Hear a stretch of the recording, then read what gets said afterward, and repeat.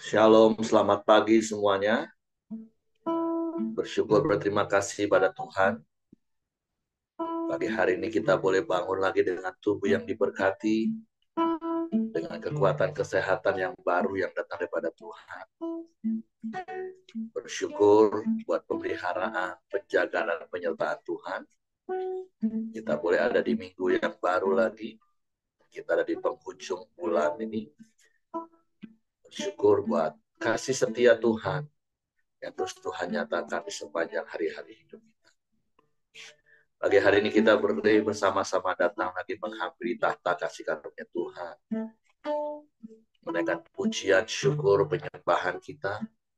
Sebab Tuhan baik bagi kita.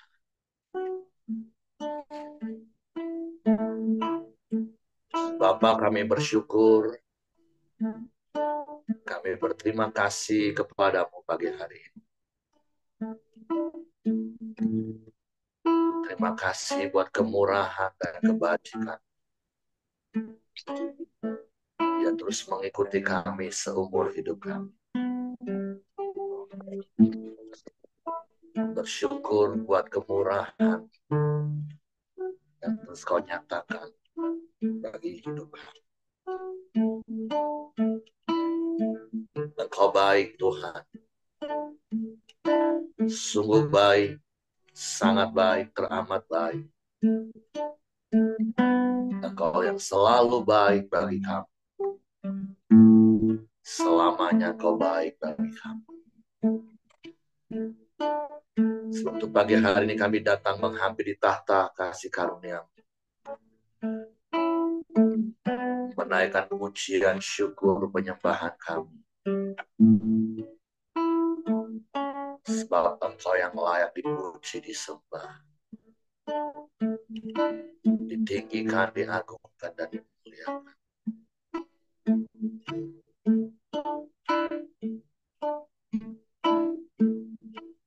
Saat ku masuk ke hadirat, ku tersungkur dan sembah. Ku persembahkan korban syukurku yang terbaik bagi. Sekali berkatakan, saat ku masuk ke hadiratmu, ku tersungkur dan sembah. Amin. Ku persembahkan korban syukurku yang terbaik bagimu. Ku bawa korban syukur ke tempat kudus-Mu Tuhan. Hatiku iman dengan syukur, sebab Tuhan baik. Oh, sebab Tuhan baik. Kami masuk hadirat-Mu. Saat ku masuk ke hadirat-Mu, ya, ku tersungkur dan sembah. Ku persembahkan korban syukurku yang terbaik bagi. Ku bawa korban syukur tempat kudus Tuhan, hatiku limpah dengan syukur, sebab Tuhan baik. Oh, sebab Tuhan baik. Kami bawa pujian, bawa korban syukur ke tempat kudus Tuhan, hatiku limpah dengan syukur, sebab Tuhan selamanya, selamanya bawa syukur tanpa kudus Tuhan, hatiku ada syukur, sebab Tuhan baik.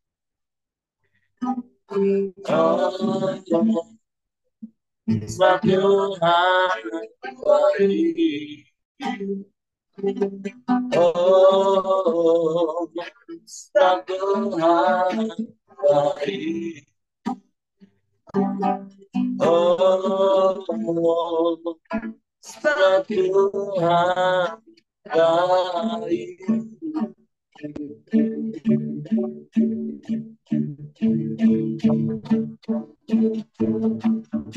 Engkau baik,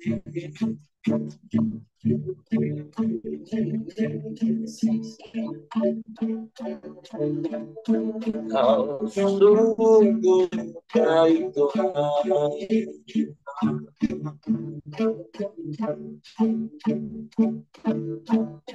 Kau sangat baik.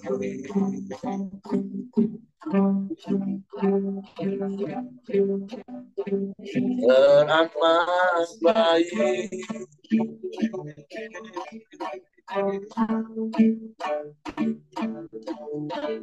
Tiada yang seperti-Mu.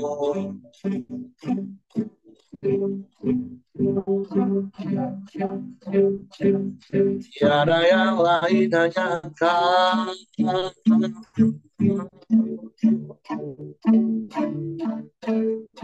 Satu-satunya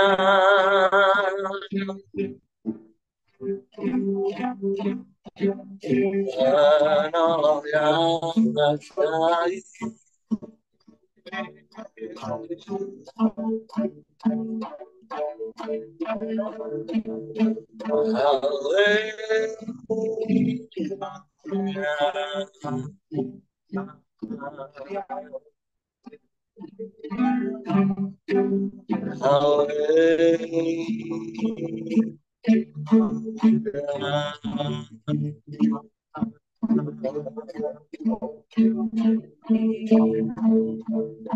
Terima kasih.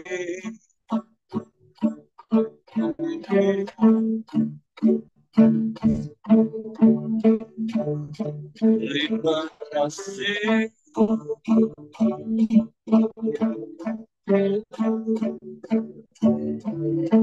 Sebab kebaikan-kebaikan-Mu yang tidak pernah berkesudahan Kau nyatakan dalam hidup kami Tuhan.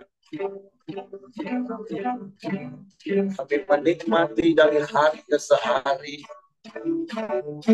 dari minggu ke minggu, bulan ke bulan, bahkan dari tahun ke tahun. Engkau baik,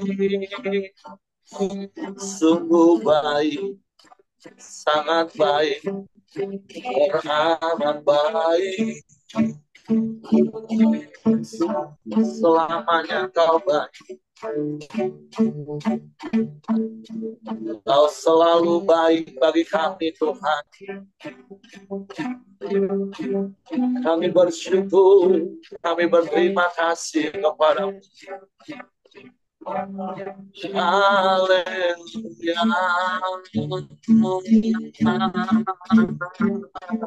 Haleluya. Terpuji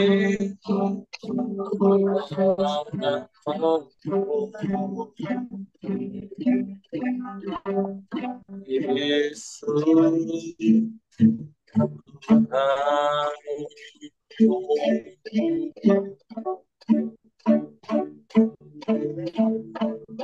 Haleluya, haleluya, haleluya,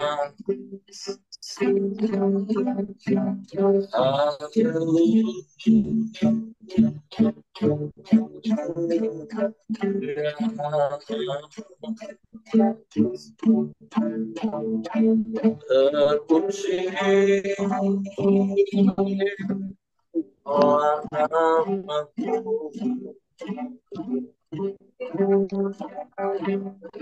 Engkau baik, Tuhan. Engkau sungguh baik, Tuhan. Tidak ada Allah yang seperti-Mu. Tidak ada yang lain selain Engkau. Hanya Engkau satu-satunya. Sebab hati kami percaya kepada-Mu. Dan kami mempercayakan seluruh hidup kami ke dalam tangan-Mu. Sebab kami aman di dalam-Mu, Tuhan.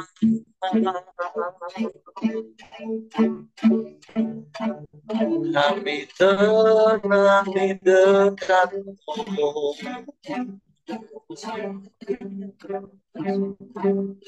Sebab Engkau Bapa yang setia bagi kami. Engkau yang tak pernah ingkar janji. Semua yang baik yang Kau janjikan, semua Kau genapi bagi kami yang percaya. Bagi kami yang taat melakukan firman. Waktu kami mau taat dan setia kepada-Mu, bertekun di dalam-Mu sampai akhir hidup kami, sampai selamanya.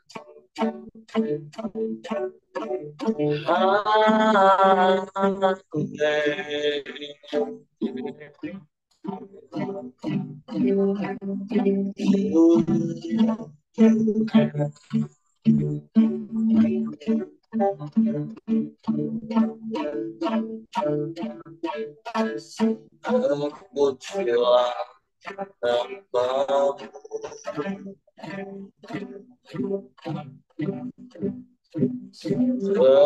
Terpuji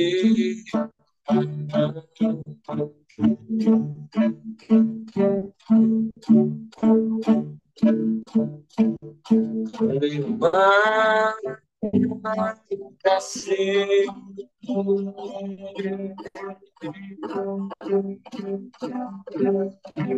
Terima kasih.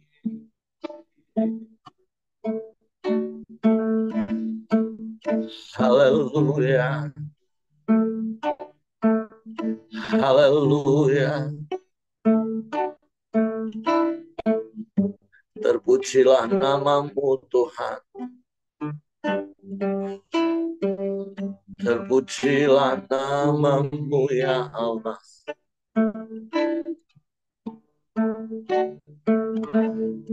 Haleluya. Haleluya. Syukur bagimu. Terima kasih.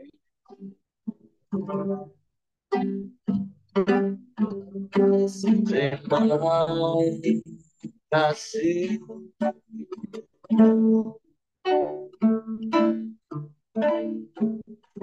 Hanya Engkau Tuhan.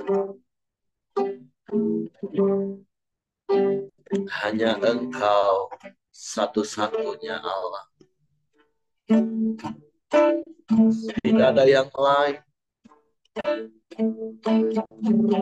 Engkau yang berkuasa di bumi, di surga.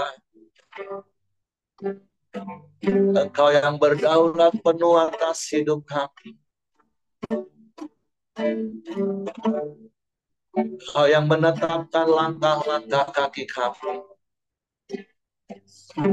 Engkau yang memimpin dan menuntun jalan kami.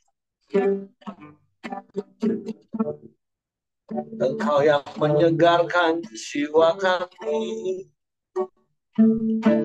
Engkau yang menyertai kami dengan gadamu dan tongkatmu. Engkau yang melindungi dan memelihara kami dengan kasih setia. Sungguh kami bersyukur. Kami bersyukur. Kami aman di dalam-Mu Tuhan. Pemeliharaanmu sempurna bagi kami. Engkau menyediakan semua yang kami perlu dengan limpah. Kami bersyukur.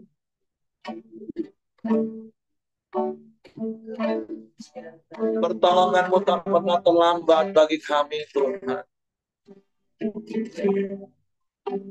Pertolongan-Mu selalu tepat waktu bagi kami. Suatu kami mau terus menanti-nantikan Engkau, Tuhan. Berharap hanya kepada-Mu. Sebab pengharapan di dalam Engkau tidak pernah mengecewakan. Sebab Engkau setia. Terima kasih.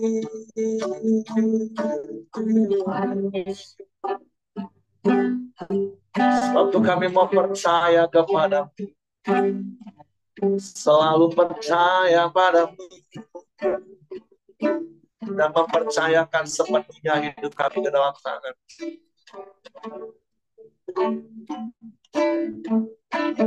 Aman di dalam-Mu Tuhan. Ada pertolongan, ada perlindungan di dalam. Terima kasih. Syukur. Syukur bagi-Mu. Haleluya.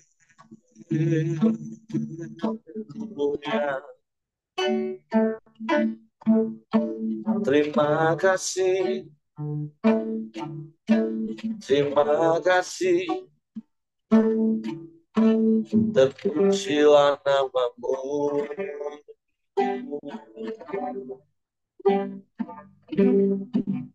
Terpujilah nama-Mu.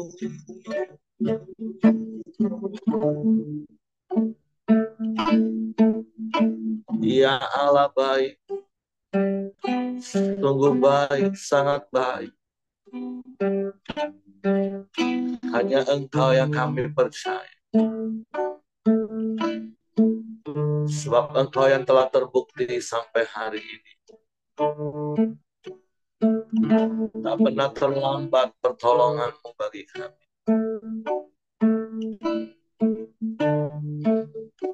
Haleluya.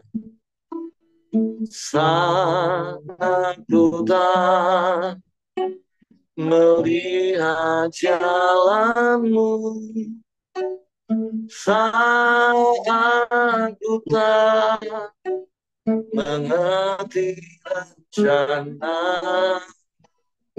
namun tetap ku pegang janji-Mu. Pengharapanku hanya padamu. Jadi mereka katakan, saat ku tak melihat jalanmu, amin.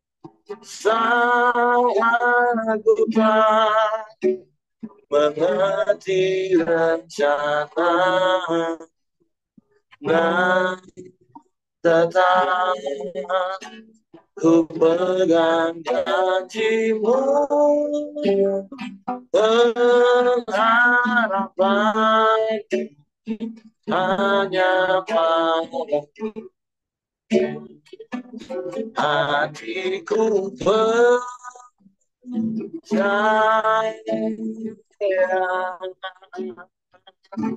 hatiku percaya,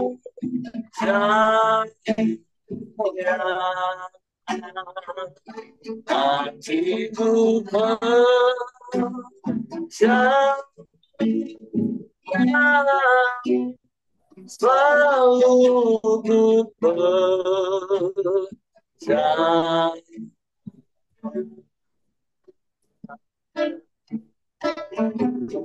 Haleluya. Saat ku tak melihat jalanmu, saat ku tak mengerti rencana, dan tetap ku pegang janjimu, harapanku hanya padamu, hatiku percaya, hatiku percaya, hatiku percaya,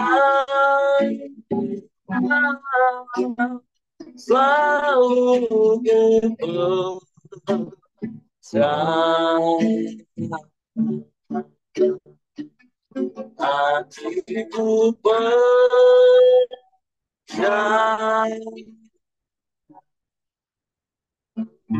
hatiku percaya,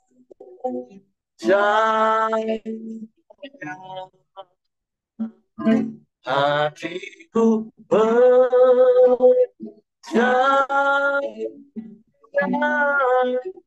selalu ku percaya.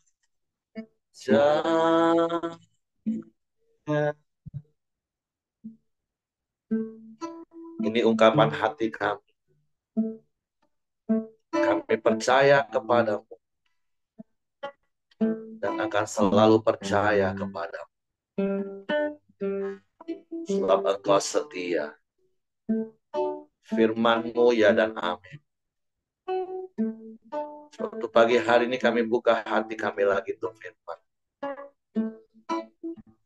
Roh Kudus, tolong kami untuk mengerti dan memahami firman. Sehingga kami percaya firman. Dan kami melakukannya dalam hidup kami. Dalam nama Yesus kami sambut firman. Haleluya. Amin.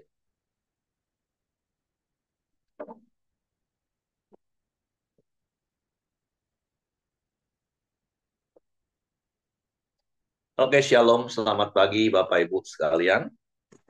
Hari ini kita masuk di dalam kitab Daniel, pasal yang ketiga. Kalau kemarin di pasal yang kedua, kita bisa belajar bagaimana kita mempunyai Tuhan yang hebat, Tuhan yang dahsyat, Tuhan yang maha tahu, bahkan sampai kedalaman hati dan pikiran manusia. Kemarin kita belajar bagaimana Raja Nebukadnezar meminta orang-orang pintar yang ada di kerajaan Babel untuk menceritakan mimpinya. Bukan cuma sekedar menafsirkan mimpi. Kalau penafsir mimpi kan banyak. Walaupun ya itu bisa saja mengada-ada. Yang penting kan orang akan percaya. Apalagi kalau sudah dianggap orang pintar. Yang sekolah saja kadang enggak. Ya, tentu saya percaya Bapak Ibu sudah tidak pernah lagi terlibat dengan orang pintar seperti itu. Tapi dari kisah kemarin kita tahu ketika Daniel juga terancam karena apa yang Raja Nebukadnezar tetapkan.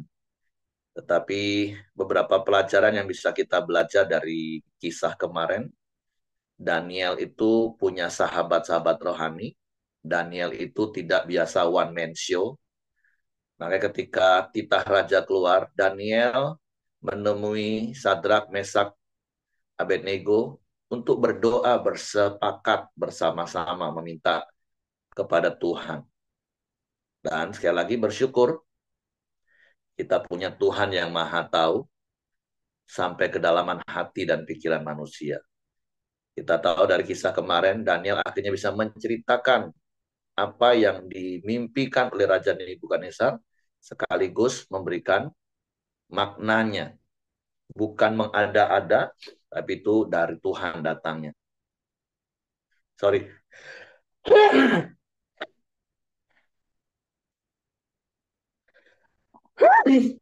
Maaf Bapak Ibu. Nah, dan yang berikutnya kita bisa belajar ketika akhirnya Daniel mendapatkan penghargaan yang tinggi, Daniel juga nggak lupa dengan teman-temannya. Bahkan Daniel meminta hadiah itu diberikan kepada Sadrak, Mesak, dan Abednego, sehingga Sadrak, Mesak, Abednego dijadikan petinggi-petinggi di beberapa daerah. Dan kita tahu kerajaan Nebukadnezar itu sangat luas. Nah, sementara Daniel tetap ada di Babel, di pusat. Nah, hari ini kita masuk di dalam Daniel fase ketiga, yang saya percaya sekali lagi kisah ini juga kisah yang sudah tidak asing bagi kita. Yang saya percaya ini kisah yang sudah kita dengar berkali-kali, tapi tentulah berkali-kali juga Tuhan akan mengingatkan kita, meneguhkan kita, bahkan memberikan sesuatu yang baru bagi kita ketika kita membaca kembali firman Tuhan. Ini bicara tentang Sadrak, Mesak, dan Abednego. Saya akan bacakan bagi Bapak Ibu perapian yang menyala-nyala.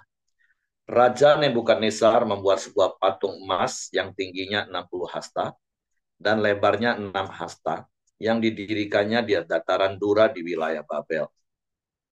Lalu Raja Nebukadnezar menyuruh orang mengumpulkan para wakil raja, para penguasa, para bupati, para penasehat negara, para bendahara, para hakim, para ahli hukum, dan semua kepala daerah untuk menghadiri pentahbisan patung yang telah didirikannya itu. Lalu berkumpullah para wakil raja, para penguasa, para bupati, para penasehat negara, para bendahara, para hakim, para ahli hukum, dan semua kepala daerah untuk menghadiri pentahbisan patung yang telah didirikan Raja Nebukadnezar itu. Dan berserulah seorang bentara dengan suara nyaring. Beginilah dititahkan kepadamu, hai orang-orang dari segala bangsa, suku, bangsa, dan bahasa. Demi kamu mendengar bunyi sangkakala, seruling, kecapi, rebab, gambus, serdam, dan berbagai-bagai jenis bunyi-bunyian, maka haruslah kamu sujud menyembah patung yang telah didirikan Raja Nebukadnezar itu. Siapa yang tidak sujud menyembah akan dicampakkan seketika itu juga ke dalam perapian yang menyala-nyala. Sebab itu, demi segala bangsa mendengar bunyi sangkakala, seruling, kecapi, rebab, gambus, dan berbagai-bagai jenis bunyi-bunyian, maka sujudlah orang-orang dari segala bangsa, suku bangsa, dan bahasa, dan menyembah patung emas yang telah didirikan Raja Nebukadnezar itu. Pada waktu itu juga tampillah beberapa orang Kasti menuduh orang Yahudi. Berkatalah mereka kepada Raja Nebukadnezar, ya Raja, kekalah Tuhan hidup Tuanku. Tuanku Raja telah mengeluarkan titah bahwa setiap orang mendengar bunyi sangkakala, seruling, kecapi, rebab, gambus, serdam, dan berbagai-bagai jenis bunyi-bunyian harus sujud menyembah patung emas itu. Dan bahwa siapa yang tidak sujud menyembah akan dicampakkan ke dalam perapian yang menyala-nyala. Ada beberapa orang Yahudi yang kepada mereka telah Tuhanku berikan pemerintahan atas wilayah Babel, yakni Sadrak, Mesak, dan Abednego. Orang-orang ini tidak mengindahkan titah Tuanku ya Raja. Mereka tidak memuja dewa Tuanku dan tidak menyembah patung emas yang telah Tuanku dirikan. Sesudah itu Nebukadnezar memerintahkan dalam marahnya dan geramnya untuk membawa Sadrak, Mesak, dan Abednego menghadap. Setelah orang-orang itu dibawa menghadap raja, berkatalah Nebukadnezar kepada mereka, apakah benar, hai Sadrak, Mesak, dan Abednego, bahwa kamu tidak memuja dewaku dan tidak menyembah patung emas yang kudirikan itu? Sekarang, jika kamu bersedia, demi kamu mendengar bunyi sangkakala, seruling, kecapi, rebab, gambus, serdam, dan berbagai-bagai jenis bunyi-bunyian, sujudlah menyembah patung yang kubuat itu. Tetapi, jika kamu tidak menyembah, kamu akan dicampakkan seketika itu juga ke dalam perapian yang menyala-nyala. Dan dewa manakah yang dapat melepaskan kamu dari dalam tanganku? Lalu Sadrak, Mesak, dan Abednego menjawab Raja Nebukadnezar, tidak ada gunanya kami memberi jawab kepada Tuanku dalam hal ini. Jika Allah kami yang kami puja sanggup melepaskan kami, maka ia akan melepaskan kami dari perapian yang menyala-nyala itu dan dari dalam tanganmu ya Raja. Tetapi seandainya tidak, hendaklah Tuanku mengetahui ya Raja, bahwa kami tidak akan memuja dewa Tuanku dan tidak akan menyembah patung emas yang Tuanku dirikan itu. Maka meluaplah kegeraman Nebukadnezar. Air mukanya berubah terhadap Sadrak, Mesak, dan Abednego. Lalu diperintahkannya supaya perapian itu dibuat 7 kali lebih panas dari yang biasanya. Kepada beberapa orang yang sangat kuat dari tentaranya, dititahkannya untuk mengikat Sadrak, Mesak, dan Abednego, dan mencampakkan mereka ke dalam perapian yang menyala-nyala. Lalu diikatlah ketiga orang itu dengan jubah, celana, topi, dan pakaian-pakaian mereka yang lain, dan dicampakkan ke dalam perapian yang menyala-nyala. Karena titah raja itu keras, dipanaskanlah perapian itu dengan luar biasa, sehingga nyala api itu membakar mati orang-orang yang mengangkat Sadrak, Mesak, dan Abednego itu ke atas. Tapi ketiga orang itu, yakni Sadrak, Mesak, dan Abednego, jatuh ke dalam perapian yang menyala-nyala itu dengan terikat. Kemudian terkejutlah Raja Nebukadnezar, lalu bangun dengan segera. Berkatalah ia kepada para menterinya, bukankah 3 orang yang telah kita campakkan dengan terikat ke dalam api itu? Jawab mereka kepada raja, benar ya raja. Katanya, tetapi ada 4 orang kulihat berjalan-jalan dengan bebas di tengah-tengah api itu. Mereka tidak terluka, dan yang keempat itu rupanya seperti anak dewa. Lalu Nebukadnezar mendekati pintu perapian yang menyala-nyala dan berkatalah ia, Sadrak, Mesak, dan Abednego, hamba-hamba Allah yang maha tinggi, keluarlah dan datanglah kemari. Lalu keluarlah Sadrak, Mesak, dan Abednego dari api itu. Dan para wakil raja, para penguasa, para bupati, dan para menteri raja datang berkumpul. Mereka melihat bahwa tubuh orang-orang ini tidak mempan oleh api itu, bahwa rambut di kepala mereka tidak hangus, jubah mereka tidak berubah apa-apa, bahkan bau kebakaran pun tidak ada pada mereka. Berkatalah Nebukadnezar, terpujilah Allahnya Sadrak, Mesak, dan Abednego. Ia telah mengutus malaikatnya dan melepaskan hamba-hambanya yang telah menaruh percaya kepadanya dan melanggar titah raja dan yang menyerahkan tubuh mereka karena mereka tidak mau memuja dan menyembah Allah manapun kecuali Allah mereka. Sebab itu aku mengeluarkan perintah bahwa setiap orang dari bangsa, suku bangsa, atau bahasa manapun ia yang mengucapkan penghinaan terhadap Allahnya Sadrak, Mesak, dan Abednego akan dipenggal-penggal dan rumahnya akan dirobohkan menjadi timbunan puing. Karena tidak ada Allah lain yang dapat melepaskan secara demikian. Lalu Raja memberikan kedudukan tinggi kepada Sadrak, Mesak, dan Abednego di wilayah Babel. Nah, tentu sekali lagi, ini sebuah kisah yang fenomenal, kisah yang supranatural, dan satu hal yang harus kita percaya, ini adalah kebenaran. Artinya, ini peristiwa pernah terjadi, memang terjadi, dan ini adalah kebenaran firman Tuhan yang kita percaya. Nah, berkali-kali saya katakan dari ayat yang ke-16 khususnya, ada statement yang sering saya ajarkan, percaya dan berusaha untuk percaya itu dua hal yang berbeda.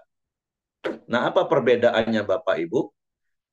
Percaya itu adalah menyerahkan sepenuhnya keputusan dan caranya kepada Tuhan. Itu percaya Bapak Ibu. Nah, seharusnya kita berlaku seperti itu. Karena itu percaya. Makanya seperti lagu yang kita naikkan tadi. Kalaupun kita nggak lihat jalan di depan kita mau tetap percaya dan mempercayakan sepenuhnya hidup kita kepada Tuhan, keputusan dan caranya kepada Tuhan.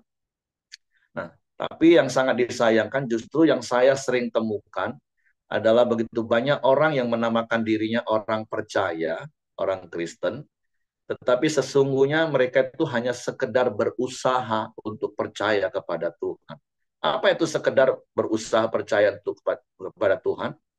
Ya bahasa sederhananya sih sebenarnya mereka itu coba-coba. Siapa tahu Tuhan bisa menolong. Nah, terus yang lebih beratnya lagi adalah mereka yang menentukan keputusan dan caranya Tuhan. Makanya seringkali kita dengar orang berkata seperti ini, orang Kristen, Tuhan nggak jawab doaku. Nah, padahal berkali-kali saya katakan gini Bapak Ibu, Tuhan itu selalu mendengar dan menjawab doa kita. Nah, jawaban Tuhan atas doa kita itu bisa iya, bisa tidak, atau tunggu.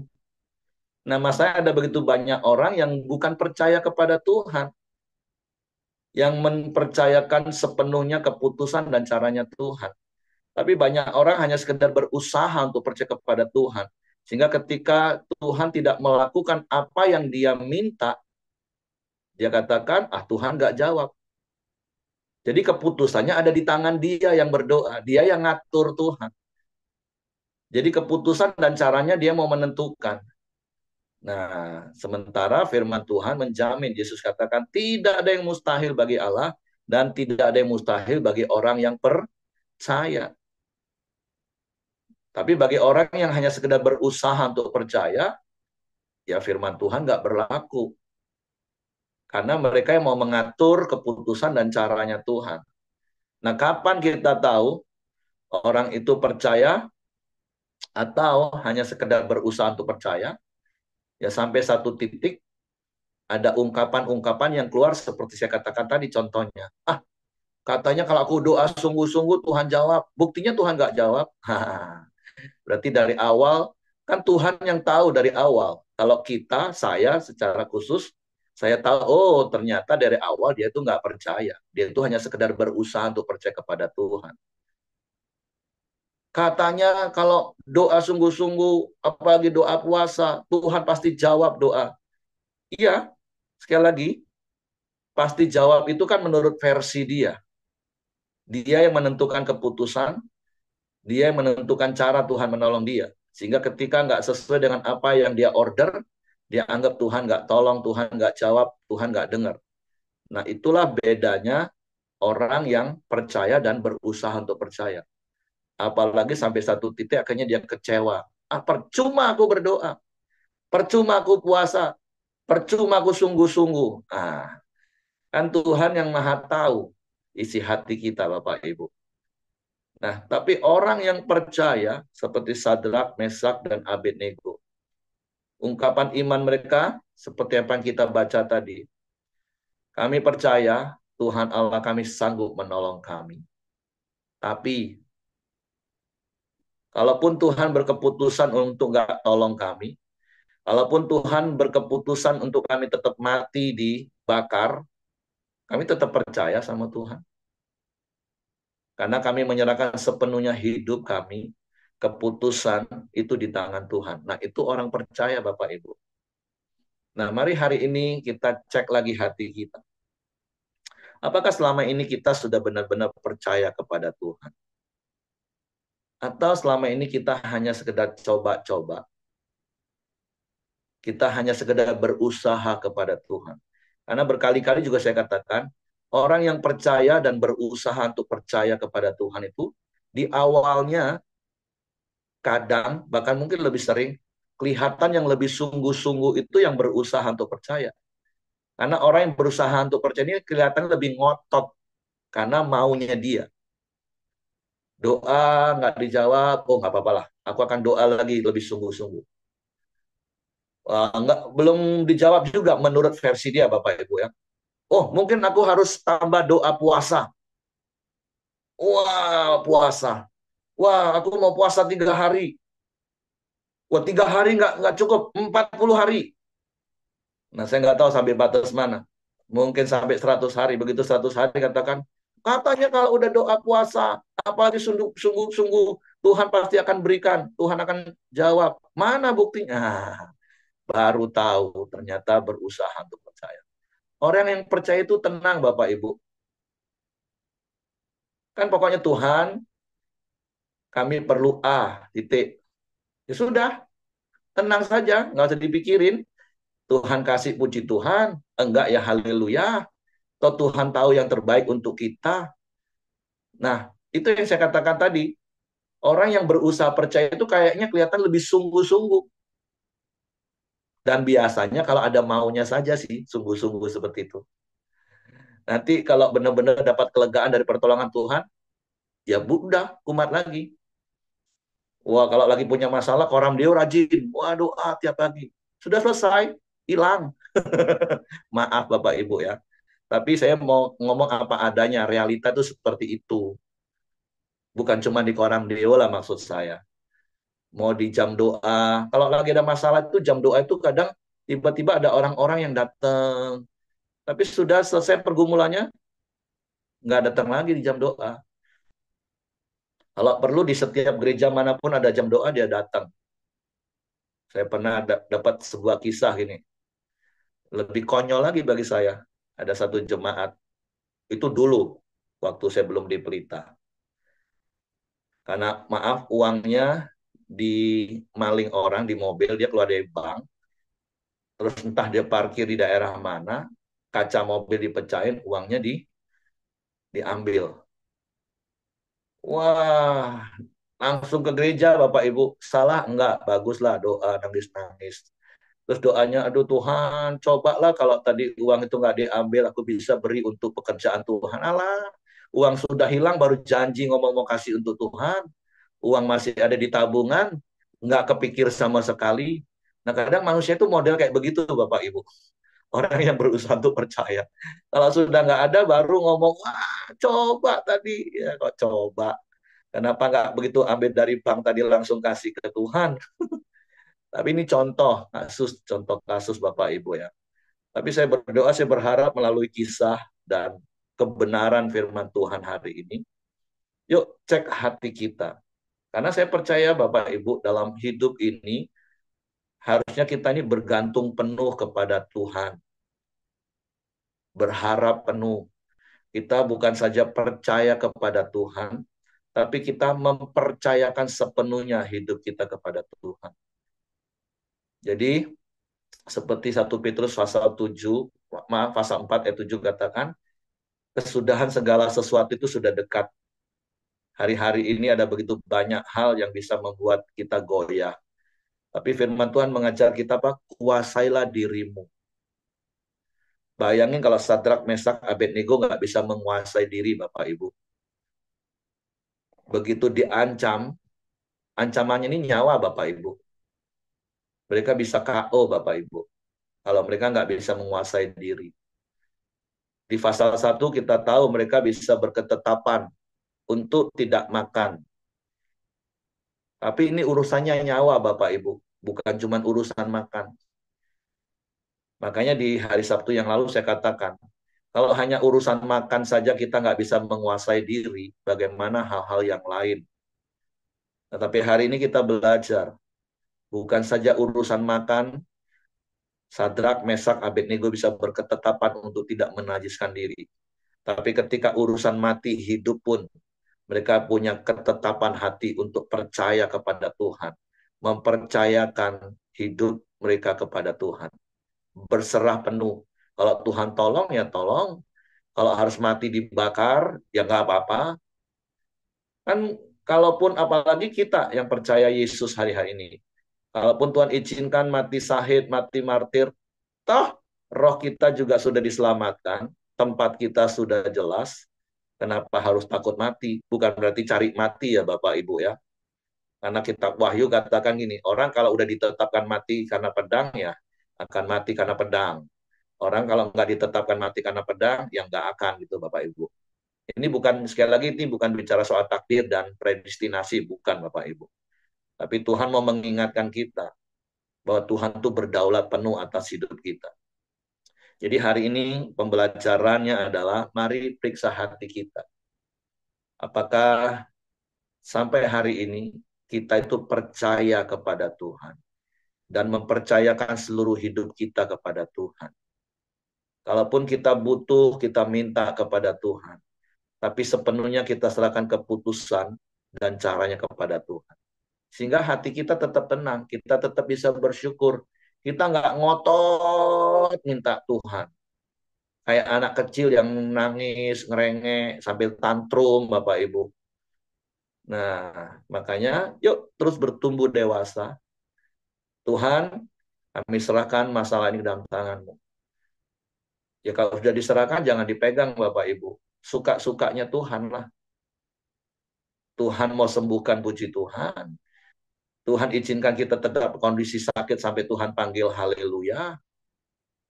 Tapi sekali lagi Bapak Ibu, dari sisi Tuhan, percayalah Bapak Ibu, ketika Tuhan melihat hati kita seperti itu, Tuhan itu pasti akan menggenapi janji firman. Dan berkali-kali kami sudah alami hal seperti itu. Bagian kita ini cuma percaya dan mempercayakan sepenuhnya keputusan di tangan Tuhan. Kami mengalami banyak kemurahan Tuhan. Kami mengalami banyak pertolongan Tuhan. Kami mengalami banyak mujizat Tuhan. Kemudahan-kemudahan dalam hidup. Ya sekali lagi, karena itu janji firman Tuhan. Nggak ada yang mustahil bagi orang yang percaya. Dan doa saya adalah biarlah Tuhan menemukan hati Bapak Ibu, itu hati yang percaya. Bukan hati yang sekedar berusaha percaya. Dikit-dikit kecewa, dikit-dikit ngambek, dikit-dikit putus asa, dikit-dikit ngancam mau ninggalin Tuhan, mundur dari pelayanan kalau Tuhan nggak jawab. Itu kekanak-kanaan, iman kekanak-kanaan Bapak Ibu. Makanya berkali-kali, seperti yang pernah saya katakan, ada satu hamba Tuhan ngomong gini, jangan mengejar iman yang besar Bapak Ibu, tapi milikilah iman yang benar. Banyak orang Kristen ngejarnya iman yang besar, doa tumpang tangan, dalam nama Yesus terjadi. Wah, kayak tukang sulap. Yang punya kuasa kan Tuhan. Maunya setiap doa dalam nama Yesus selesai. Seperti yang saya katakan tadi, banyak orang Kristen, kami klaim janji Tuhan. Boleh klaim janji Tuhan. Yang penting kamu bayar premi, Bapak Ibu. Taat lakukan firman. Nggak usah diminta sebenarnya kalau kamu taat lakukan firman Tuhan. Ini suruh lakukan firman Tuhan aja susahnya minta ampun. Tapi mau minta janji Tuhan digenapi. Enggak, Bapak Ibu. Ingat prinsipnya, kasih Tuhan itu enggak bersyarat. Iya. Tapi janji Tuhan itu bersyarat, Bapak Ibu. Dan Tuhan terikat dengan hal itu. Jadi intinya kalau kita taat saja lakukan firman, udah nggak usah diminta-minta sama Tuhan. Kita bisa ngomong seperti Yosua ngomong kepada bangsa Israel. Dari semua yang baik yang Tuhan janjikan, tidak ada yang tidak digenapi. Semua digenapi. Ketika engkau lakukan firman Tuhan, otomatis Tuhan genapi janji firman. Jadi keputusan ada di tangan kita. Mau lakukan firman atau enggak, itu keputusan kita. Kalau Tuhan sederhana, begitu kau lakukan firman, dia genapi janji. Selesai. Jadi mari hari ini, periksa hatimu Bapak Ibu, dan doa saya adalah Bapak Ibu benar-benar jadi orang yang percaya dan mempercayakan hidup sepenuhnya kepada tangan Tuhan. Sehingga sekali lagi nggak dikit-dikit ngambek, nggak dikit-dikit kecewa, nggak dikit-dikit marah, ngancam-ngancam Tuhan. Nggak seperti itu Bapak Ibu. Tapi mari terus bertumbuh di dalam Tuhan. Oke, itu saja yang saya sampaikan Bapak Ibu. Tuhan memberkati. Silakan kalau ada di antara Bapak Ibu yang mau nambahkan sesuatu apa yang didapat pagi hari ini.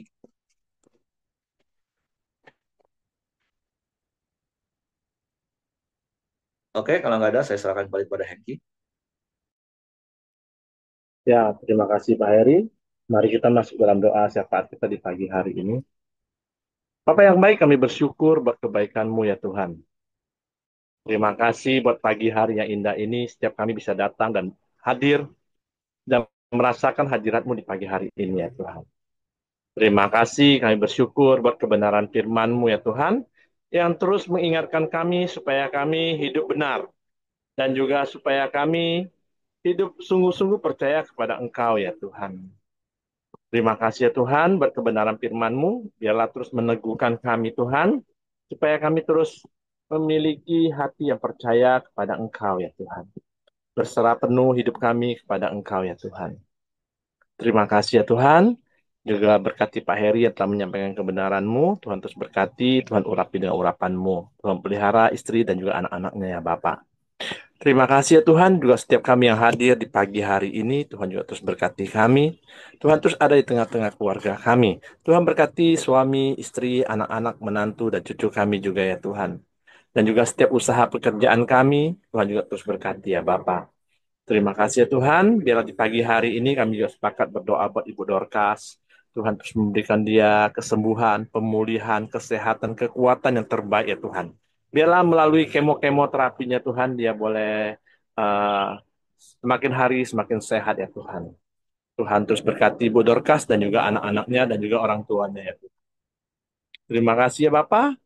Kami juga terus berdoa buat bangsa dan negara kami Indonesia. Tuhan terus berkati bangsa kami. Tuhan terus memberikan keamanan yang terbaik atas bangsa ini ya Tuhan. Dan juga membawa perekonomian yang terbaik atas bangsa ini ya Bapak. Tuhan juga berkati pemerintahan kami yang ada ya Tuhan. Dari presiden sampai ke jajaran yang terendah ya Tuhan. Tuhan berkati semua. Biarlah roda pemerintahan ini boleh berjalan dengan baik ya Tuhan. Untuk mensejahterakan rakyat Indonesia ya Bapak. Terima kasih ya Tuhan.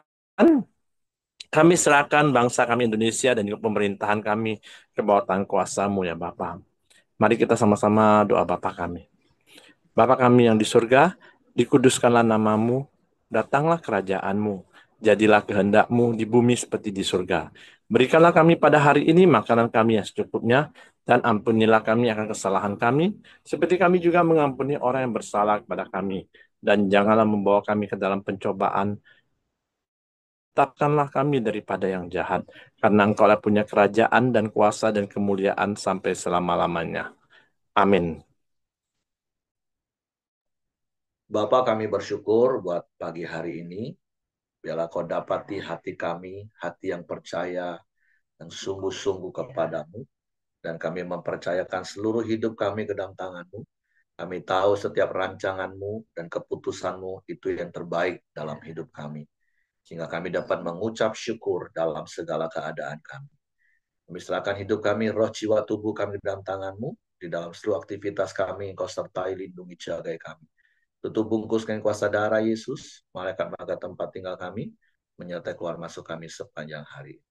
Dan biarlah kasih karunia Bapa, damai sejahtera dari Yesus Kristus, tetap pimpinan persekutuan Allah Roh Kudus, menyertai kita sekalian. Mulai hari ini sampai Maranatha, dia Yesus datang kali yang kedua. Di dalam berkat nama Tuhan, Yesus Kristus. Haleluya. Amin. Semangat pagi, selamat beraktivitas, Tuhan memberkati.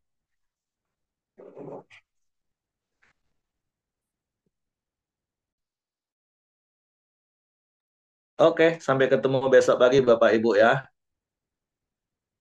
Saya akan akhiri. Nah, saya harus ada persekutuan doa lagi. Oke, terima kasih. Oke. Oke, terima kasih Pak Heri.